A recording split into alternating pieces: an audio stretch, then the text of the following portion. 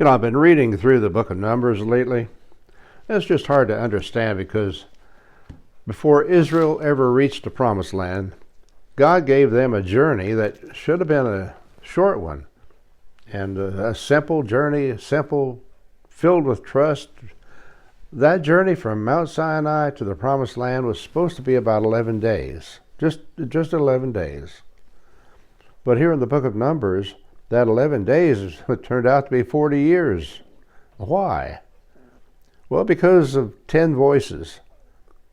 God told Moses to send 12 spies into the land he had already promised to Abraham, and for 40 days those spies explored the land of Canaan.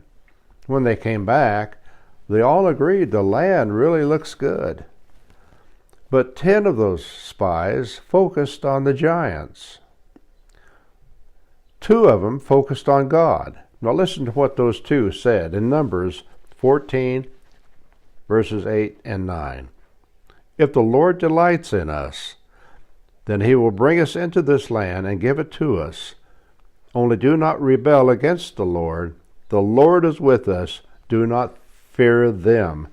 Now that was Joshua and Caleb. Understand something very important here. They were not being reckless. They were not ignoring reality. They were standing on covenant ground. God had sworn to Abraham that his descendants would inherit the land. You'll find that in Genesis chapters 12, 15, and 17. Now, this wasn't a new opportunity for them. It was a covenant promise. So when they said the Lord is with us, they were actually saying God keeps covenant. 10 spies saw fortified cities and giants. Joshua and Caleb saw a faithful God. The people chose the 10. And here's the results in the book of Numbers, chapter 14, verse 30. Except for Caleb and Joshua, you shall by no means enter the land. And in the New Testament, in Hebrews, it gives the outcome. Hebrews 3, verse 19.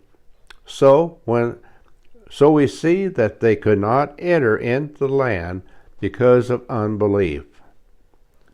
See, it wasn't the giants. It wasn't the rocky, unforgiving, dry wilderness. It was unbelief, just stubborn unbelief. It was actually a disconnect from God's covenant faithfulness. They chose fear instead. You might say fear spoke louder than the memory of all that God had done for them. And here's where this touches everybody, because we all go through wilderness times, seasons. They're dry. They test your trust. Our prayers seem to go unanswered. They expose what you truly believe about God. But a wilderness journey is meant to be a passage, a journey, not a permanent address. The tragedy in Numbers, in the book of Numbers, is not that Israel went through the wilderness. The tragedy is that they camped there, and it all came down to which voices they believed. And I'll tell you, there's always going to be 10 voices telling you why something won't work. 10 voices magnifying the obstacles. 10 voices rehearsing the risks in your mind, telling you, no, you better not try this, you better not try that. But there's always going to be those 2 voices in Scripture saying, if the Lord delights in us, he will bring us in. The Lord is with us.